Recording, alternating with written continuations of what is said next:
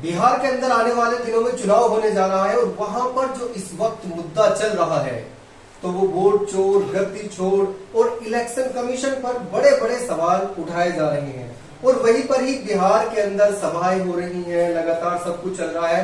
और अब क्या बिहार चुनाव में जो इलेक्शन कमीशन का या वोट चोरी का मुद्दा है तो क्या वो एक मुद्दा बनेगा या फिर जो एनडीए सरकार है तो वही बनेगी?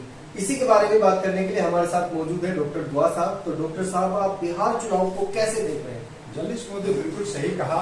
बिहार का विधानसभा सर पे है और जितनी भी पार्टियां हैं, 5000 से ज्यादा पार्टियां हैं, रजिस्टर्ड पार्टियां हैं, बहुत रिकॉग्नाइज्ड पार्टियां हैं, कुछ नेशनल पार्टियां, सभी अपनी सत्ता के लिए, अपनी कुर्सी के लिए हर तरह से इनके प्रकांड तरीके से लड़ रही है।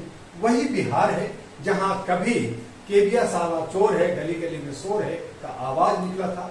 बिहार जो है लोकतंत्र की जननी है। बिहार के लोग बहुत राजनीतिक से ओतप्रोत और बहुत ज्ञानी है, चाहे वो गरीब है, लेकिन राजनीतिक में आप बिहारियों के से आप कोई जो है टक्कर नहीं ले सकता। यहाँ बड़े बड़े जो है जर्नलिस्ट लोग पैदा लिए, बड़े बड़े लीडर्स पैदा लिए और वहां जो एनडीए जो राहुल गांधी खास करके जो प्रधानमंत्री घोषित कर रखा है कि मैं प्रधानमंत्री बनूंगा। पहली बात तो कोई प्रधानमंत्री चाहे मोदी हो, चाहे राहुल हो, चाहे कोई भी हो, आप डायरेक्ट प्रधानमंत्री कैसे कर सकते हैं? जब जनता चुनती है, जनता के जनप्रतिनिधि चुनता है तो बिना चुने और बिना वोट लिए आप अगर कह रहे हैं तो आप तानाशाह है, चाहे मोदी हो चाहे राहुल हो। पहली बात। दूसरी बात कि बिहार के अंदर आरजेडी जो तेजस्वी की पार्टी है, उसके पिताजी ने चारा घोटाला किया, जो भी किया वो जनता जानती है, लेकिन एक यूथ है तेजस्वी, उसको पसंद कर रहे हैं लोग, उसके पीछे एक वेव है, एक हवा चल रही है। पिछली बार वो सत्ता के बहुत करीब पहुंच करके वो पीछे हो गए। अब लड़ाई एनडीए और इंडिया के बीच में है, ये जोड़ लगा रही है, वो दूसरा जोड़ लगा रही है। लेकिन उस हालत में बिहार की जनता को क्या मिलेगा? उनको लॉलीपॉप दिया जा रहा है, उनको कहा जा रहा है अब ये ठीक है, जो आज वोट की चोरी का अधिकार है वो अधिकार की बात है, जनता का अधिकार है, बिल्कुल सही मांग है। और यही डॉक्टर दुआ ने आज नहीं 2013 में जंतर मंतर पे बड़ा बड़ा बैनर लगा के कहा कि ईवीएम में चोरी हो रही है, ईवीएम हटाओ और सत्ता बचाओ। क्या मैंने नारा दिया था? अब दुआ पागल हो गया है, किसी ने ध्यान नहीं दिया। आज 10, 12, 15 साल के बाद इनको जोश आ रहा है। मैंने 2015 में उसी जंतर मंतर पे बड़ा बड़ा बैनर लगा के कहा कि बीजेपी को हराओ, बीजेपी को भराओ और देश को बचाओ। तो कहा फिर वो दुआ पागल हो गया। अब फिर 10 साल के बाद कह रहे भाजपा हराओ और भारत बचाओ। तो मेरी कही हुई, अब मैं कह रहा हूं कि आपने वोट की चोरी जब हमारा बैलेट से होता था तो बैलेट चोरी होती थी, बक्से चोरी होते थे, वहां के ऑफिसर लोग ले जाते थे, घर में बदल देते थे और उसको बदलने के लिए टीएन सेशन जो हमारा इलेक्शन कमीशन का कमिश्नर था, उसने बड़ी सूझबूझ से आपने ईवीएम लाया। हमारे देश के लोग, हमारे भारतीय लोग जो है अनुसंधान नहीं करते, रिसर्च नहीं करते, नकल करते हैं, तोड़ फोड़ करते हैं, नोट को भी डुप्लीकेट नोट बना देते हैं, सोना का भी डुप्लीकेट सोना बना देते हैं। तो ये जो है ईवीएम कौन सा चीज है? इसमें भी तोड़ फोड़, इसमें भी घुसोड़ और चोरी करने लगे। और इस तरह से आज जो बीजेपी है 14 में उतना कम था, लेकिन जो लहर था उसमें 14 आया, लेकिन 19 और जो 25-24 की जो चुनाव हुआ उसमें पूरा का पूरा ईवीएम का खेल रहा। आज बीजेपी की सरकार नहीं होती और अब ये कह रहे हैं कि वोट चोर गद्दी छोड़, तो सही कह रहे हैं, लेकिन ये सियासत की आवाज है, ये सियासत की जोड़ है।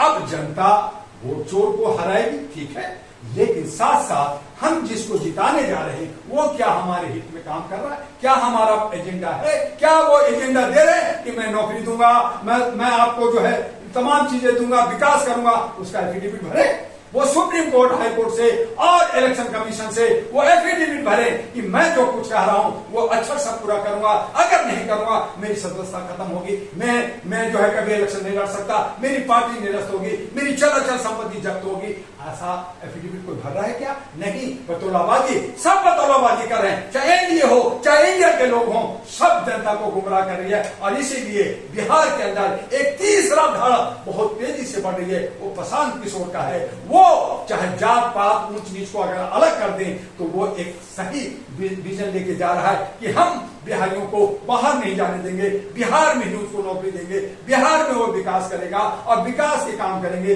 नौकरी देंगे, अन्य बहुत सारे काम करेंगे, तो मौका मिलना चाहिए। अब देखते हैं कि वहां की कौन ये जो सिस्टम बन गया है, एनडीए, इंडिया और जन स्वराज, ये तीन की जब लड़ाई में बाकी बहुत सारी पार्टियां हैं, एक नहीं 47 पार्टियां वहां लड़ने जा रही है। मैं भी वहां बहुत सारे देख रहा हूं, लोगों को किसको साथ दूं किसको नहीं दूं, वो लड़ाई हो रही है। लेकिन बिहार की लड़ाई बहुत दिलचस्प होगी, विधानसभा, चूंकि वहां से जो दशा दिशा मिलेगी वो अगले साल बंगाल में चुनाव है, आसाम में चुनाव है, केरला में चुनाव है, तमिलनाडु में चुनाव है। इसलिए हमारे देश के प्रधानमंत्री और आरएसएस खबला गए हैं, बौखला गए हैं कि अगर मैं बिहार हार गया तो फिर केंद्र सरकार गिर जाएगी, बाकी राज्य हार जाएगी। और इसीलिए दल बदलू लोग हैं, पलटने वाले लोग हैं, वो भागने लगे हैं। और भागवत मोहन जी का भी जो वचन है वो प्रवचन हो गया है, वो मुसलमानों को लुभाने लगे हैं। क्योंकि बिहार में 17% मुसलमान है,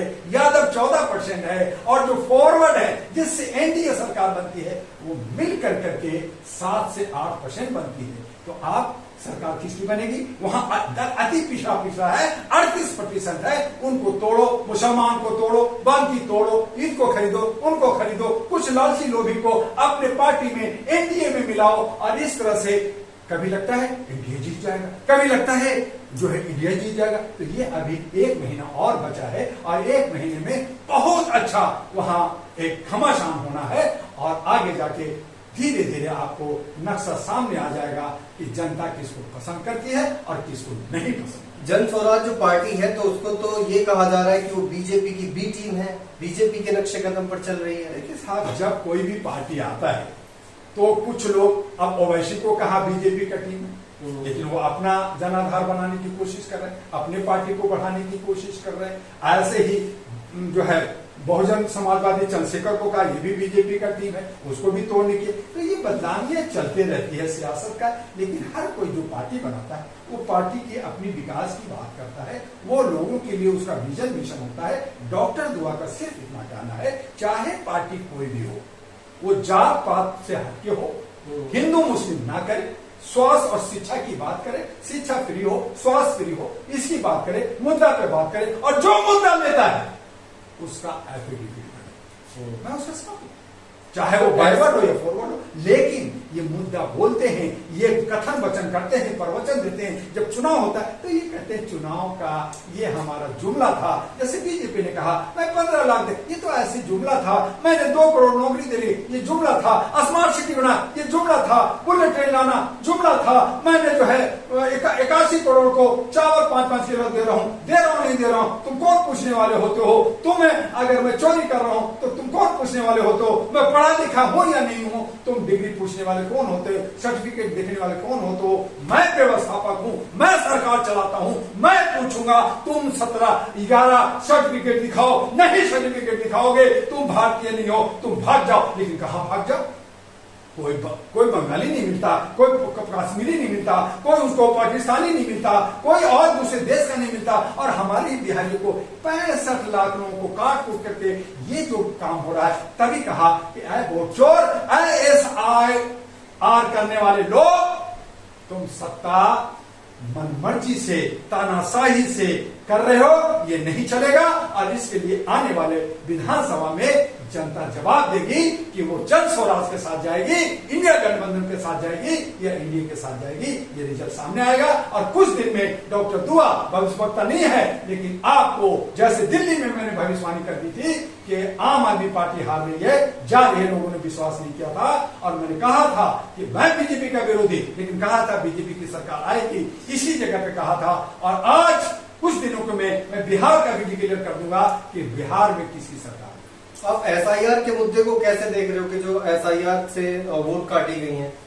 मेरे भाई जर्नलिस्ट महोदय, मैं आपके माध्यम से जनता से को बताना चाहता हूं कि मैं गांव में, नीची के घर में, खपड़ेल के घर में, पेड़ के नीचे, खेत के बीच में, मेरी माँ गरीब और मैं पैदल ले लिया। जैसे तैसे नाड़ कट गया, मैंने सरवाइव किया, मेरा नाम चिंटू मिंटू रख दिया। मां पढ़ी लिखी नहीं, उनको पता नहीं कि किस दिन कौन सा तारीख, कोई तारीख नहीं पता, कोई दिन नहीं पता, और आगे जाके चिंटू मिंटू गबरू नाम रख दिया। वही जाके स्कूल में गए, टीचर ने कहा फलना का बच्चा, चिंटू लिख दिया, मिंटू लिख दिया, गबरू लिख दिया, उसमें वर्मा लिख दिया, उसमें शर्मा लिख दिया, उसने सीधा कर दिया। आगे बढ़ा।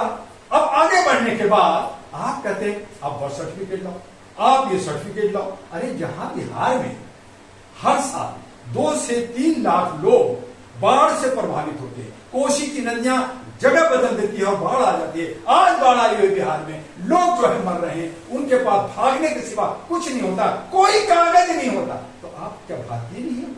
आप कहते हैं भारतीय नहीं है, आप वोट नहीं दे सकते, तो आपने राशन कार्ड कैसे बनाया, आपने वोटर कार्ड कैसे बनाया, आपने जो है 81 करोड़ को चावल कैसे दे रहे हो, आपने उसको स्वास्थ्य और शिक्षा कैसे दे रहे हो, आप जो है उसको पासपोर्ट कैसे बनाए हो।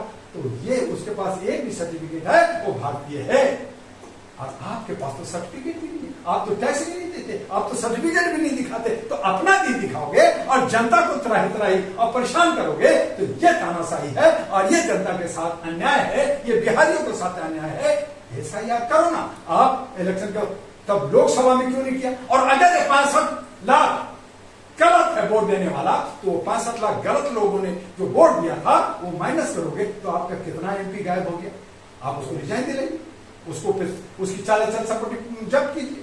तो पहले चोरी आपने किया, अब चोरी ना हो, आपने किया, अच्छी बात है चोरी ना हो, अच्छी बात है कि उसकी जांच करो, लेकिन आप इलेक्शन के बाद भी हो सकता था, या आपने जो यही सारे पूरे भारत के अंदर आप जनगणना करा दो, जिसकी जितनी हिस्सा उसकी भागीदारी उसकी तय कर दो। नहीं, ये नहीं करूंगा, तो आप चोरी कर रहे हैं, वोट की चोरी की है, और वोट की चोरी के लिए तब जो राहुल गांधी हो या इंडिया गठबंधन हो या जनता हो, अगर वो कह रही है कि वोट छोड़ गद्दी छोड़, अब गद्दी पे कौन बैठेगा ये जनता तय करेगा, न कि राहुल गांधी तय करेगा, न कि तेजस्वी करेगा। वो कहता है मैं मुख्यमंत्री बनूंगा, तो किस आधार पर? मेरा वहां पे क्वेश्चन मार्क है कि जनता तय करेगा कि कौन मुख्यमंत्री बनेगा। तो हम बिहार चुनाव के बारे में बात कर रहे थे। जो बिहार चुनाव जो पार्टियां हैं, त्रिकोणीय समीकरण बन रहा है, तो उसमें किसकी जीत होगी? जो इलेक्शन कमीशन या वोट चोरी का मुद्दा है, तो उस पर भी हमने बात की। तो ऐसी खबर देखने के लिए हमारे यूट्यूब चैनल को सब्सक्राइब करें। धन्यवाद।